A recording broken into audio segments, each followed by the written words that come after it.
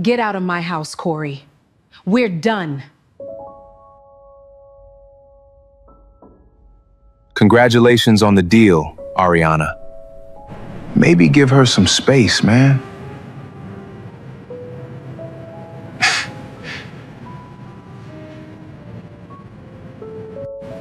I'll pack a bag. He turns, he walks, hands completely still. But in the bedroom, between old documents on a shelf, a folded note slips out.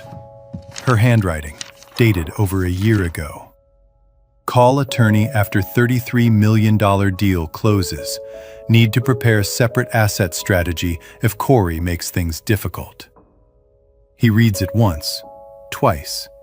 He folds it, puts it in his bag, zips it shut. What she didn't know, what no one in that townhouse knew, was that the deal she was toasting with another man's arms around her, Corey had approved it.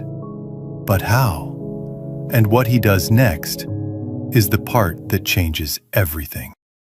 My name is Corey. I'm 38 years old. For most of my life, I believed one simple thing. If you love someone well enough, long enough, and quietly enough, they will eventually see it. I was wrong. On a Tuesday evening in November, my wife kicked me out of our Gold Coast townhouse on North Dearborn Street, exactly 17 minutes after she signed a $33 million deal with Langston Global Technologies. She had a bottle of Dom Perignon in her hand. Another man's arm was wrapped around her waist, and she looked at me the way you look at something you tracked in on your shoe. What she didn't know, what nobody in that room knew, was that the deal she was celebrating, I had approved it. I had signed off on it, under a different name, through a consulting firm she didn't know existed. Her biggest victory was built on my invisible hands. And she had no idea. But we'll get to that. Psychologists call this invisible labor blindness, when one partner's contribution becomes so consistent that the other stops registering it as contribution at all. It becomes furniture, expected, unnoticed, until it's gone. The danger isn't that Ariana was ungrateful. Chicago in November is its own kind of cold.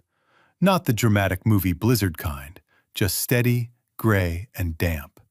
The kind that gets inside your coat and stays there. I remember that morning like it was painted in slow motion. 6:15, same as always. I made coffee in the kitchen of the townhouse my wife and I had moved into 7 years earlier, back when she was still building Elevate Consulting out of a rented office on West Monroe Street. And I was the one staying up past midnight, formatting her pitch decks and running the numbers she needed to walk into rooms with confidence. The coffee maker had a small crack in the carafe that I kept meaning to replace. I never did. It felt like hours, that crack, evidence of a life actually lived in. I stood at the window with my cup and watched the street below. A woman walked a fat beagle past the gate. A delivery truck rumbled around the corner. Normal. Quiet. Safe.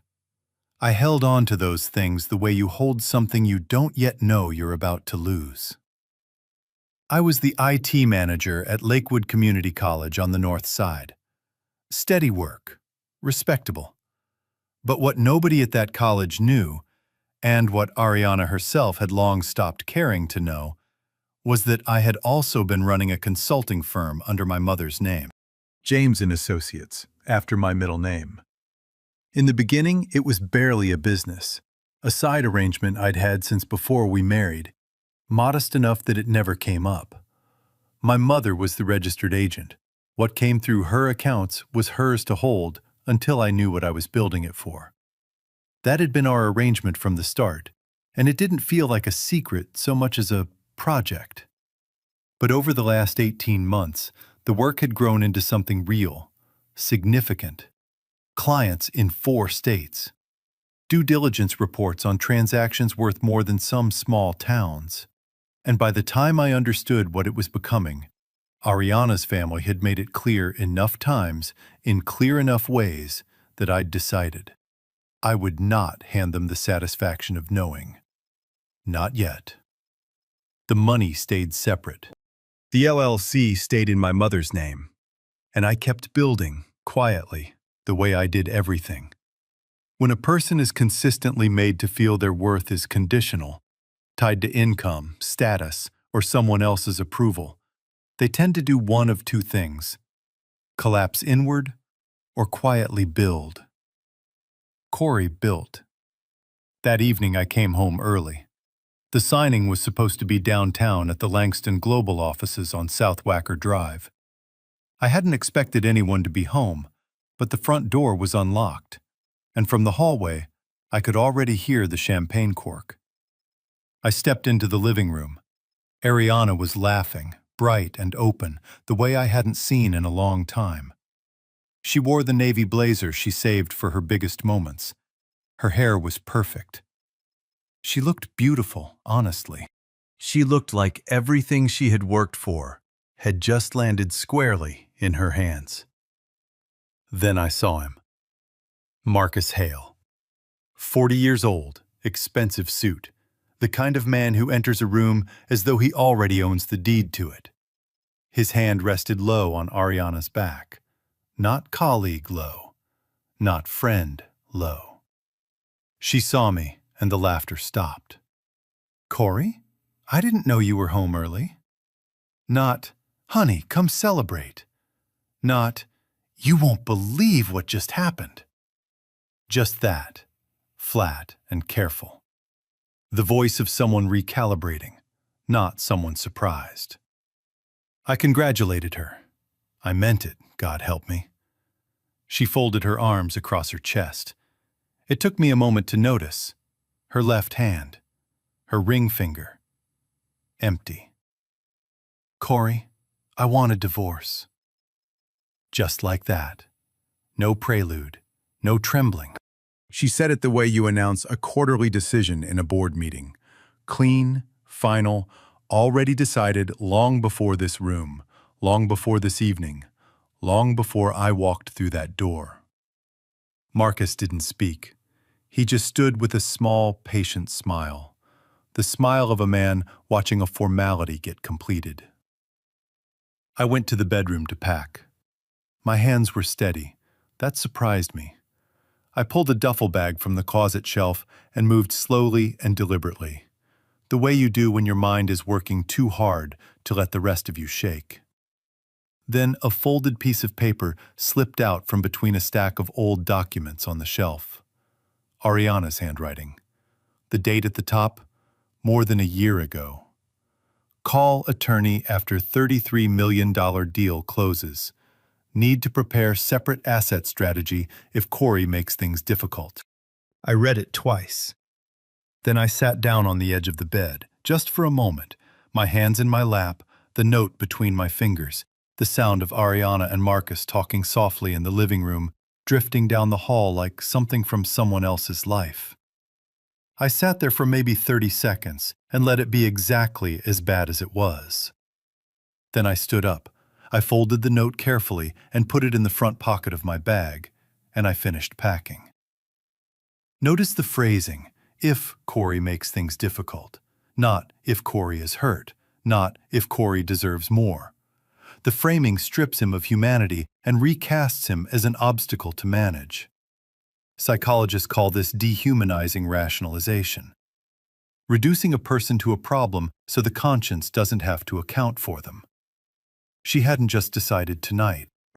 She had been planning this for over a year, building her exit strategy while I was still bringing her coffee in bed on Sunday mornings. I zipped the bag. I could hear them talking softly in the living room. I did not try to listen. I walked out of the bedroom, down the hallway, past the living room without turning my head, and out the front door into the cold November street. I did not look back.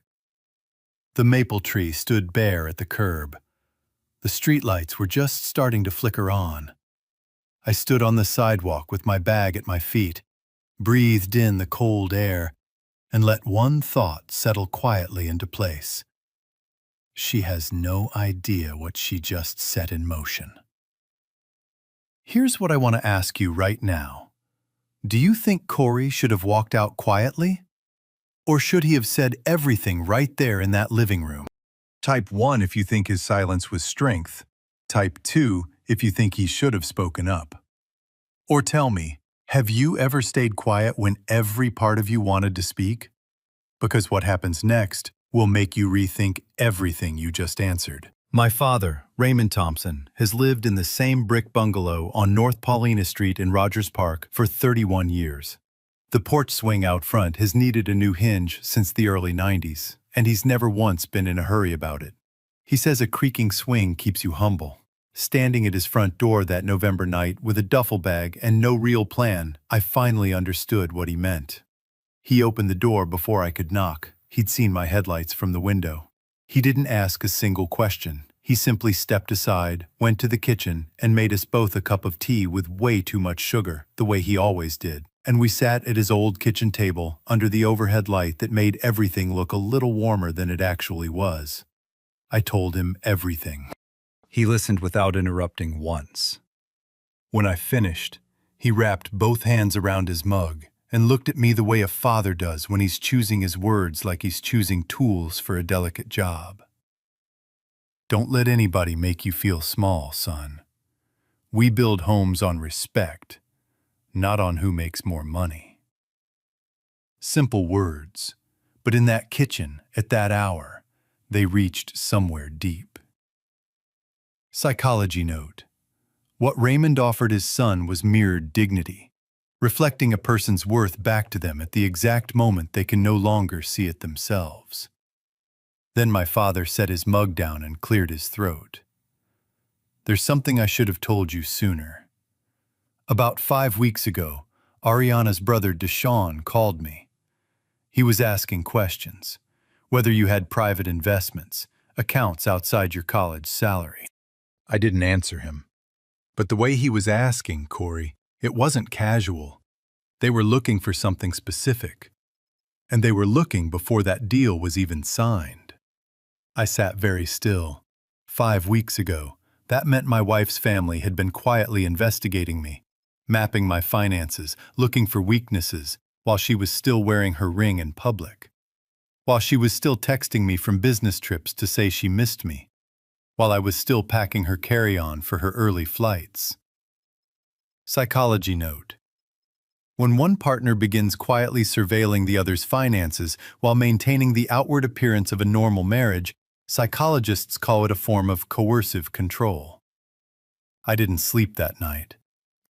I lay in my father's guest room, same pale blue walls I'd had as a teenager, same cedar smell from the closet, and stared at the ceiling and let the full shape of it settle over me. This was not a woman who had fallen out of love and made a painful decision. This was a plan, organized, deliberate, timed to the closing of a deal I had unknowingly helped approve. The next morning at the college, HR confirmed my promotion to IT director. $92,000 annually, effective immediately. Good news arriving on the worst week of my life, sitting in my hands like something I didn't know what to do with yet. Patricia, the HR coordinator, the one who kept a dish of peppermint candies on her desk without fail, congratulated me warmly. Then she lowered her voice. I want to mention something that may feel relevant now. About 3 months ago, we received a formal records inquiry from a law firm. They cited Ariana's company name on the letterhead. And separately, about 6 weeks ago, there was a direct phone call from a Marcus Hale asking questions about college IT staff. That call is what concerned me. I didn't flag it at the time, but I should have. I thanked her. She offered a peppermint. I took it automatically and carried it the whole walk back to my office. Never unwrapped it. Marcus Hale had called the college, personally. 6 weeks before the divorce was announced. He hadn't just been helping Ariana plan a departure. He'd been working to preemptively damage the only ground I had to stand on.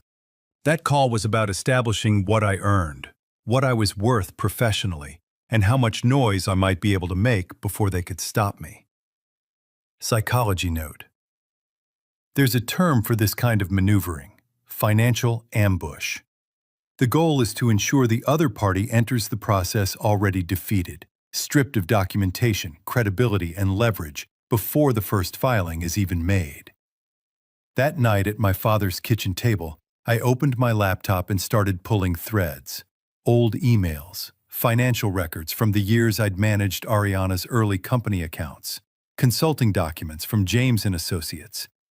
Before I did, I thought briefly about a Saturday 8 months earlier. Ariana's personal assistant, a quiet woman named Dana, had texted me on a weekend to say her work laptop had crashed and she had a Monday deadline. Ariana was out of town. I drove over to Dana's apartment on the north side and fixed it in about an hour. She offered to pay me. I told her not to worry about it. It was just the kind of thing I did. I hadn't thought about Dana since. Then, at 11:47 that night, my phone buzzed. Unknown number. 4 words. She thinks you're broken. Don't make this easy for her. I stared at it for a long time. I didn't recognize the number, but something in the phrasing made me pause. It was the kind of thing someone sends when they've been watching from very close range and have decided it's finally time to speak. I filed it away. I had enough to deal with already. I went back to the laptop. What I found over the next 3 hours was worse than I expected and exactly as bad as I feared. 18 months earlier, Ariana had accidentally included me on a forwarded email chain. She'd meant to send it to her attorney and hit reply all. I had archived it without reading closely. That night, I opened it and read every word. They had been planning the divorce for 14 months. Ariana's mother had been involved from the beginning. Deshawn had been running the financial surveillance. And their attorney had drafted a settlement offer so deliberately low it bordered on insulting. A number calculated not to reflect fairness, but to reflect exactly how much they believed I would fight back. One line from the attorney's memo read, "Given his salary and the absence of documented outside income, our assessment is that he will accept rather than litigate." I read that sentence 3 times.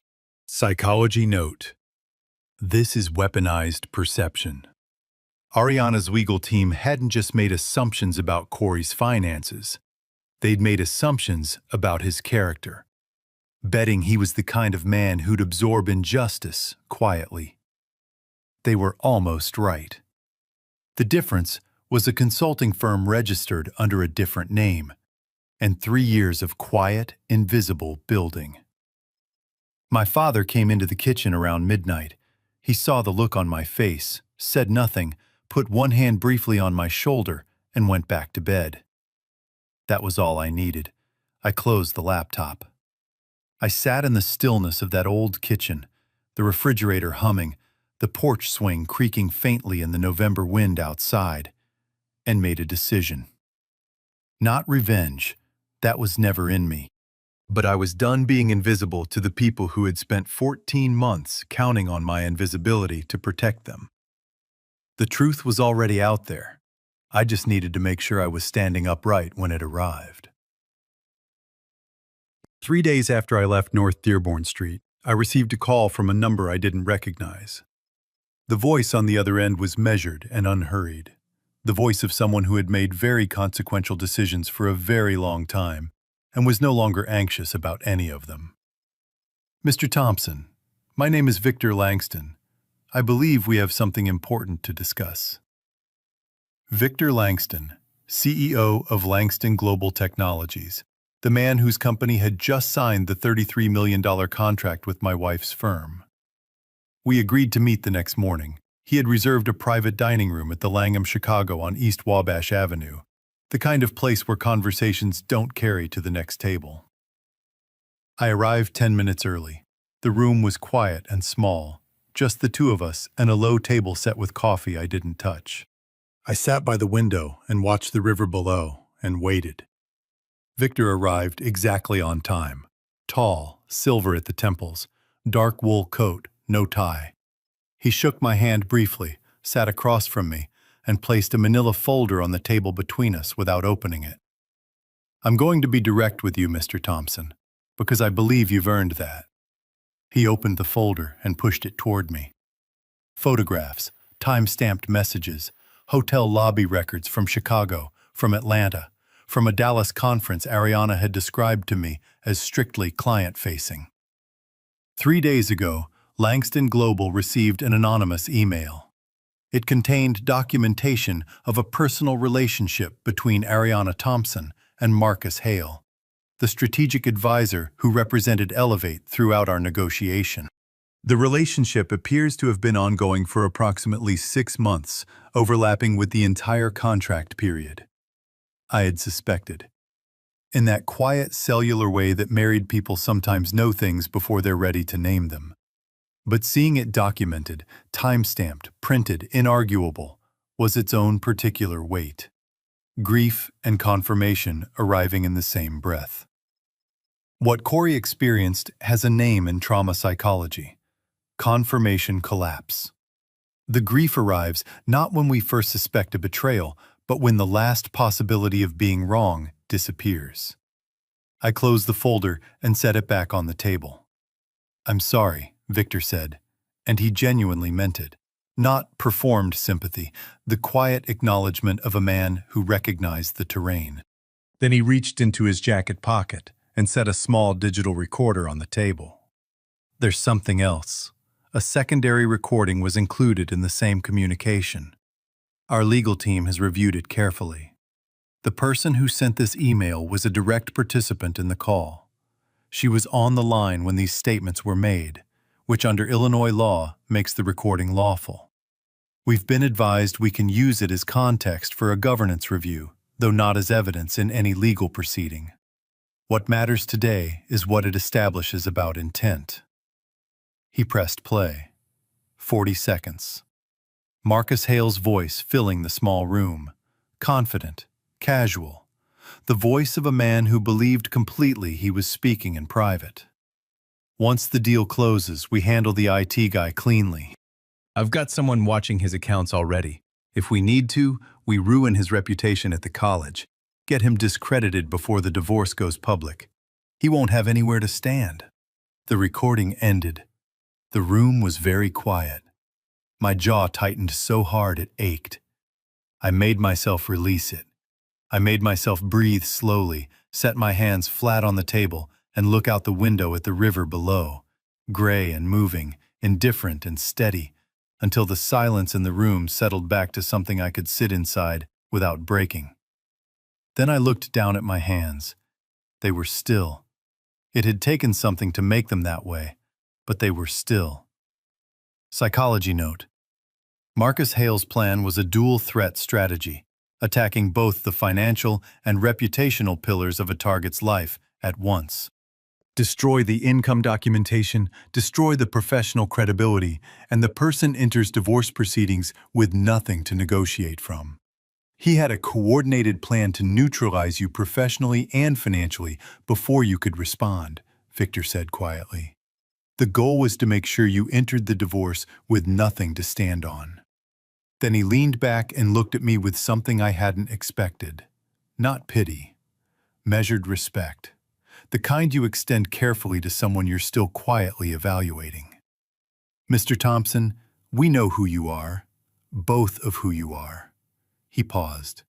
"You are Corey Thompson, Ariana's husband, and you are also Corey James, the senior consultant retained by Langston Global through James & Associates LLC, registered under your mother's name.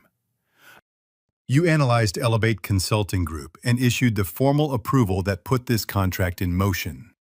The anonymous email included more than photographs. It included your name, Corey James, James & Associates, cited as the consultant who approved the Elevate deal. The sender had access to Ariana's business correspondence and found your name on the contract months before any of this came to a head. Once we had the name, the LLC search took our team 40 minutes. The methodology in your reports matched work our senior analyst had seen under that name on a prior engagement 2 years ago. Everything confirmed. He paused again. James and Associates came onto the Langston roster 8 months ago. Long after, it now appears, your wife had already set her other plans in motion. The opportunity arose independently on Elevate's side. You happened to be the consultant already on our retainer when their proposal crossed our desk, and you evaluated it on its merits. You had no way of knowing the company you were approving belonged to the woman who was planning to leave you. He looked at me steadily. That is either the most painful coincidence I've seen in 30 years of business, or the universe has a very particular sense of order. Ariana built her exit on the assumption that Corey was less than she needed him to be. A college salary, a quiet demeanor, a man who didn't push back. What she couldn't see was the parallel life he'd built in the space her underestimation had created. Then came the question I had known was inevitable. I have to ask you directly, Mr. Thompson, do you want us to cancel this contract? If any part of what you're feeling is about retaliation, I need you to tell me now. I cannot build a $33 million commitment on someone else's pain. He held up one hand before I could answer. I also need to be transparent. Given the conflict of interest, you cannot serve in a consulting capacity at tomorrow's meeting. Our legal team has been clear on that. The due diligence you completed stands entirely on its own record. It doesn't need your advocacy. What I'm asking is something different. He looked at me directly.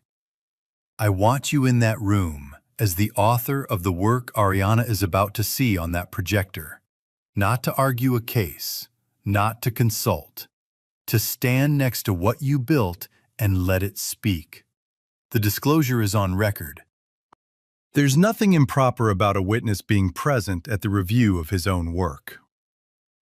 I looked out at the river below. A barge was moving slowly south, loaded and unhurried. Part of me wanted to see the whole thing collapse. Every dollar, every press release, every congratulatory message from her mother and her brother who had spent months quietly dismantling me. That part of me was real. I won't pretend otherwise. But I had learned a long time ago not to make permanent decisions on behalf of temporary pain. I turned back to Victor. Part of me does want to see it fall. I won't lie to you. But Langston Global deserves to make this decision on real business grounds, not on my grief. The work I completed was honest. That distinction is yours to make, not mine. Victor looked at me for a long moment. Then he set the folder aside and let out one slow breath. Can you be in Dallas tomorrow? I looked at him across that small private room in the gray November light coming off the river, in a city that had spent 3 days quietly breaking my heart, and said the only thing I had left in me to say.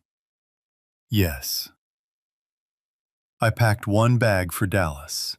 My father's watch, one good shirt, my laptop. The flight left O'Hare at 6:15 the next morning.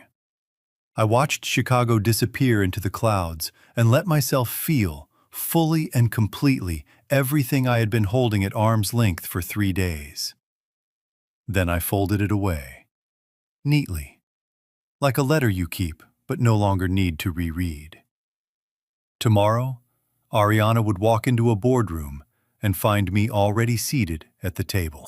And the name on the most important pages in the room, the pages that had made her deal possible, would be mine.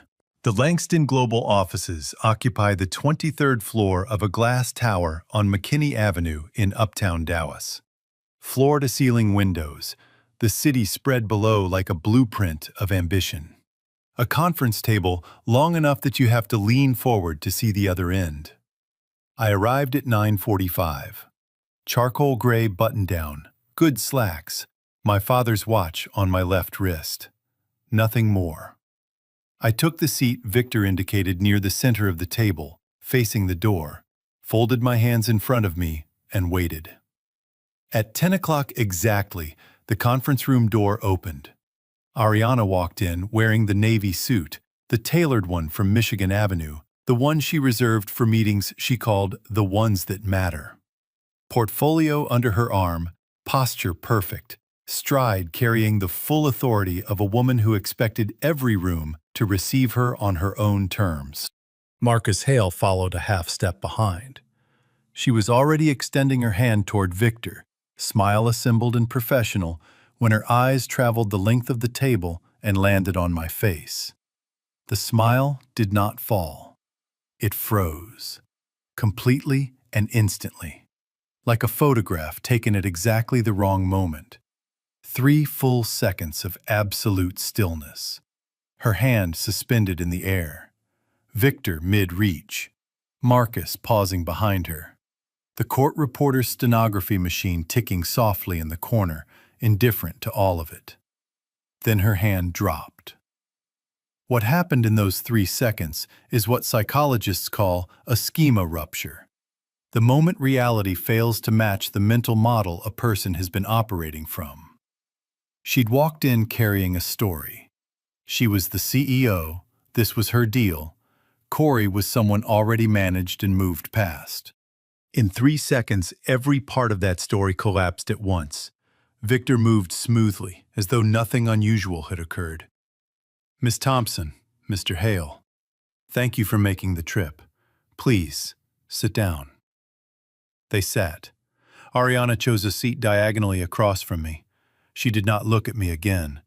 Her jaw was set, her expression carefully managed, and nearly successful, except for the leather portfolio pressed flat against the table beneath both her palms, holding something steady that wanted very much to tremble. Victor opened the meeting without ceremony. "Before we move to business, I want to make one introduction. This is Corey James, Senior Consultant with James & Associates LLC, retained by Langston Global throughout the evaluation and approval process for this contract. He was the primary analyst on the Elevate Consulting due diligence report. He's here today as a witness to the integrity of that work, not in a consulting capacity. Our legal team has noted the conflict of interest, and it's on record. He won't be speaking to the business case. He'll simply be present while the board reviews the documentation." He paused. Corey James is also, as some of you may now be piecing together, Corey Thompson, Ms. Thompson's husband. One board member set his pen down carefully. Another shifted in her chair. The court reporter's machine kept ticking, steady, impartial, unbothered. Victor picked up his remote. The projector came to life. On the screen, the full due diligence report, 47 pages. And there, on the cover, on the executive summary, on the financial risk assessment, on the leadership evaluation, the name Corey James, with my signature below it, page after patient, deliberate, invisible page. Ariana had built her departure on the belief that Corey was peripheral, a supporting character at most. Those 47 pages said something no argument ever could. He was never peripheral. She just wasn't looking. Victor advanced to page 31, Leadership Risk Assessment, dated 2 months prior. He read aloud, calm as a man reading weather data. The CEO's recent decision-making reflects possible influence from a personal relationship with a business partner. Recommend follow-up governance assessment prior to final contract execution. The room was very quiet. Ariana's eyes moved from the screen to me, slowly, as if the motion itself required effort. I held her gaze. I did not look away. I did not offer anger, or apology, or comfort. I simply looked at her the way you look at someone you once loved completely and honestly. And that fact alone was the heaviest thing in the room. Victor clicked to a new screen. A video call recording. Split frame. Timestamp from 3 weeks prior. The board has reviewed the following recording, received through the same anonymous communication. This will be played in its entirety. He pressed play. Marcus Hale's voice filled the room. Confident, casual. The voice of a man who believed completely he was speaking privately. After the deal closes, we pressure him to sign whatever papers we need. If he refuses, we move to Plan B, damage his reputation at the college. I already have someone positioned. Once he's discredited, the divorce settlement writes itself. He won't know what hit him. 38 seconds. Then silence. Watch Ariana in this moment. When Marcus's voice fills the room, she doesn't look at the screen. She looks at Marcus. What crosses her face isn't the anger of a woman caught in someone else's scheme. It's the recognition that she was never a partner in this plan. She was its instrument. Marcus hadn't been conspiring with her. He'd been conspiring through her. Ariana turned and looked at Marcus. Slowly, completely, with an expression I had never seen on her face in 8 years of marriage. Not fury, but something colder and more devastating. The look of a person who has just understood, with full clarity and in front of witnesses, that the man beside her had never been building something with her. He'd been building something through her, around her, and eventually entirely without her. One of the Langston attorneys spoke evenly. Mr. Hale, given the content of this recording and the undisclosed personal relationship maintained throughout the negotiation period, Langston Global is asking that you remove yourself from this meeting and from any further representation of Elevate Consulting Group in this matter. Effective immediately. Marcus started to speak, stopped.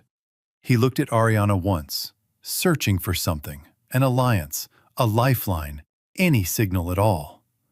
She did not look back at him. He stood. He buttoned his jacket with the deliberate care of a man trying to preserve the last fragment of his dignity. He walked to the door. It closed behind him with a soft, clean click. One empty chair. The court reporter's machine kept ticking. Even in collapse, the performance continued. He was never in this for love or loyalty. He was in it for position. When the position was gone, all that was left was the careful buttoning of a jacket.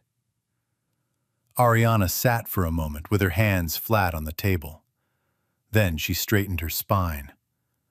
I watched her physically collect herself from the inside out and turned to Victor. What are Langston's conditions? Victor outlined them without ceremony. A full independent governance audit of Elevate's contracting process, conducted by a third-party firm of Langston's choosing. A formal written termination of Marcus Hale's involvement with any Langston-facing work, effective immediately, and Ariana's personal cooperation with the compliance review as the signatory CEO. Then he added one more thing, and this one was not a demand.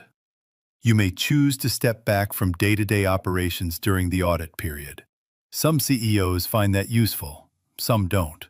That's entirely your decision. What's not optional is the audit itself and the removal of Mr. Hale. Ariana listened without interrupting. 2 precise professional questions about the audit scope and timeline. Then, one single nod. I'll accept your conditions. The board began to rise, gathering papers, exchanging quiet words. And in the middle of all of it, Ariana and I were the 2 still points in a moving room. She looked at me, just for a moment. Her eyes were dry, but barely, held there by sheer will. I held her gaze one last second. Then I gathered my materials, said a quiet word to Victor, and walked out into the hallway. As the elevator doors slid open, I caught one last glimpse through the glass wall of the conference room. Ariana, sitting alone at the long table, portfolio still closed in front of her. The projector still glowing with page after page of a report I had written months before my marriage ended.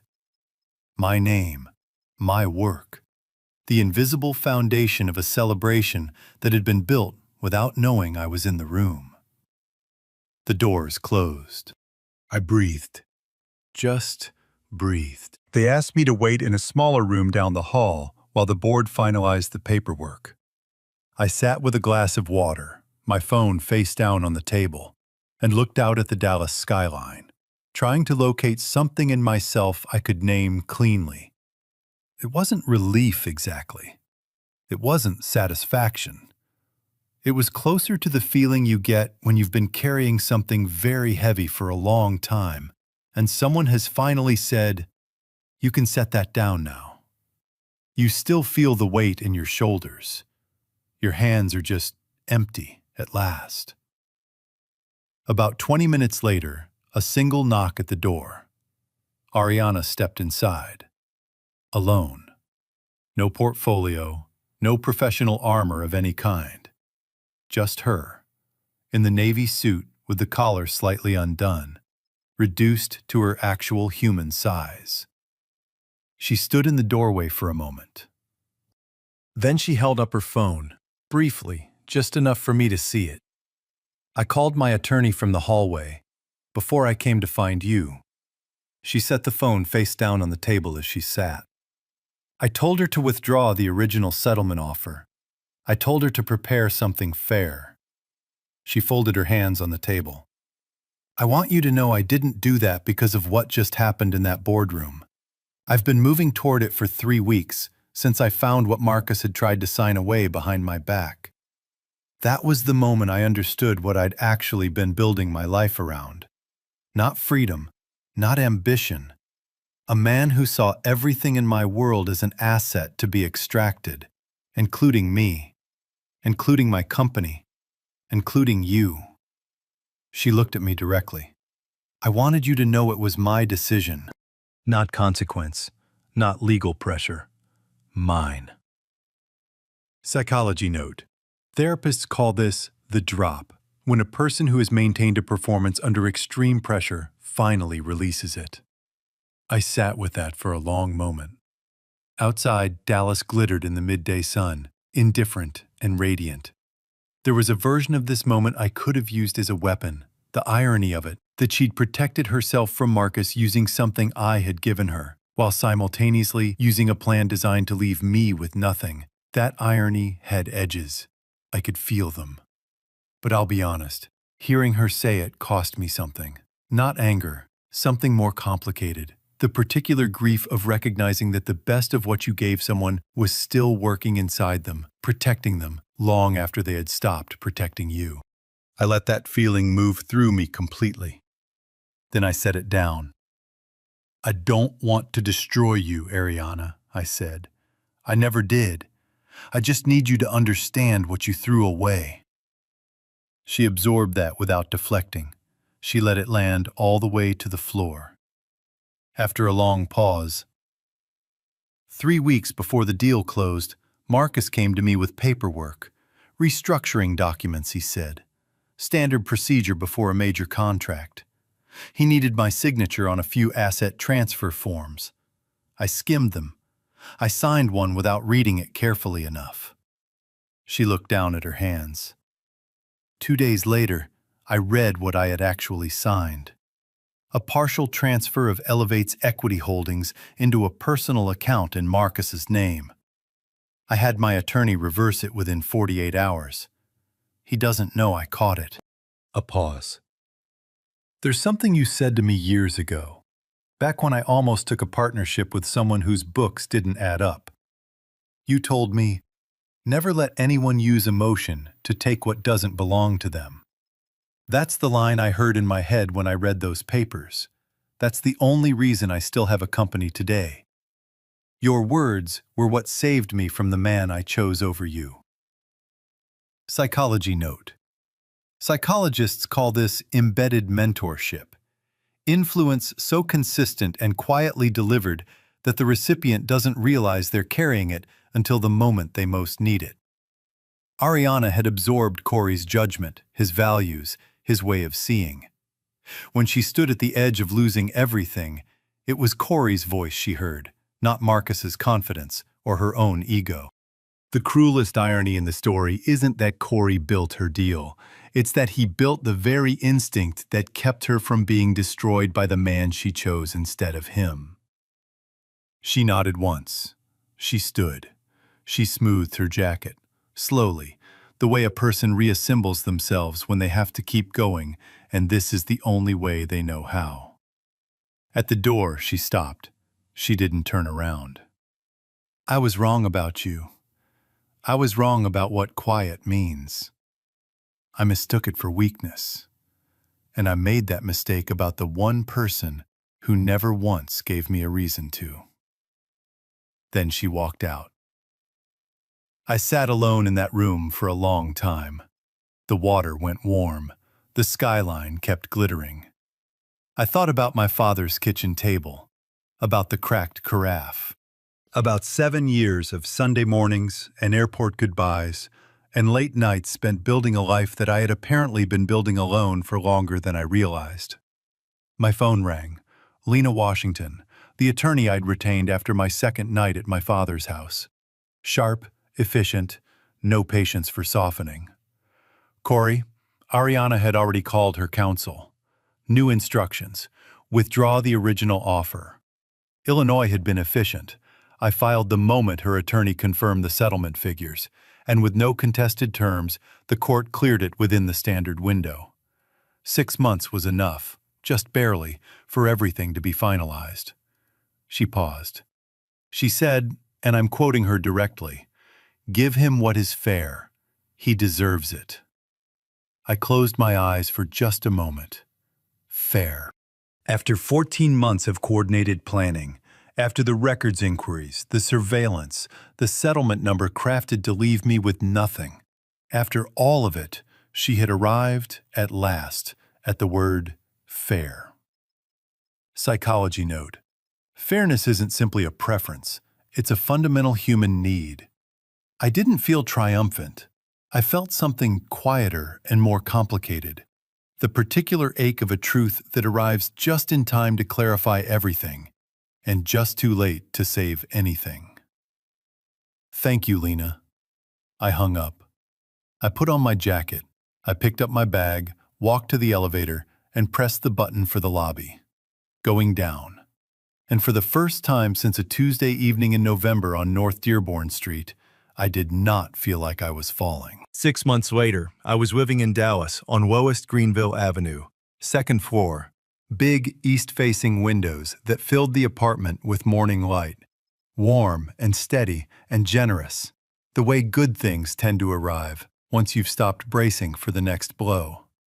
A solid kitchen, a reading chair I found at an estate sale one Saturday, and drove home in a borrowed pickup truck.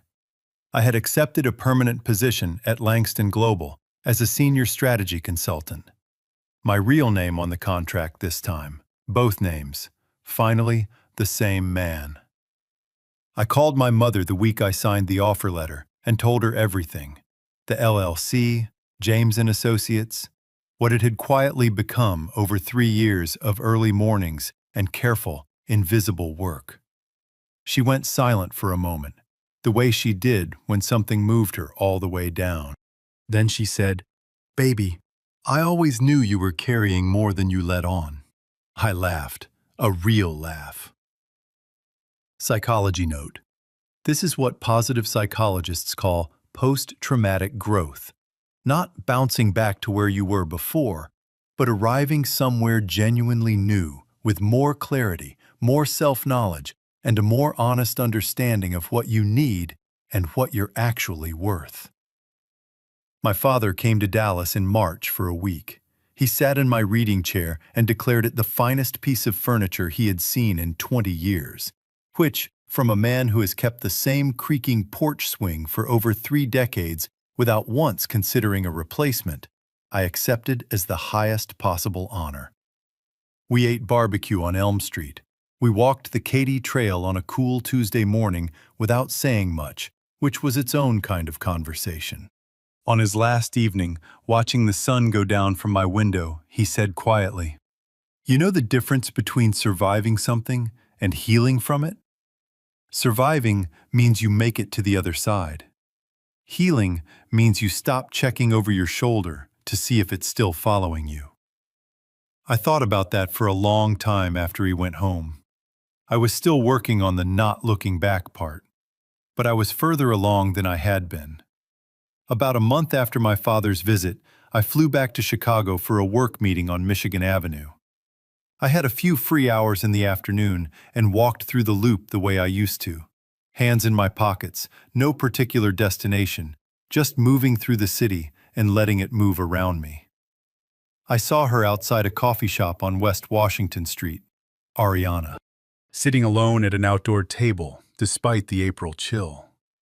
A simple cream sweater, no leather portfolio, an ordinary black coffee held in both hands. She looked human, genuinely, unguardedly human, in a way the woman I had lived with for 8 years had carefully and deliberately armored herself against. She saw me in the same instant I saw her. The city moved around us, cabs, cyclists, a group of tourists photographing City Hall, and in the middle of all of it, we stood still for one moment, two people holding the full weight of what had been between them. I walked over. I asked if I could sit for a few minutes. She nodded. She told me the audit had concluded cleanly, that she'd return as CEO the following month. Her voice was steady, but the performance was entirely gone. No polish. No positioning, just the plain facts of where things stood, stated by someone who had finally run out of reasons to manage them.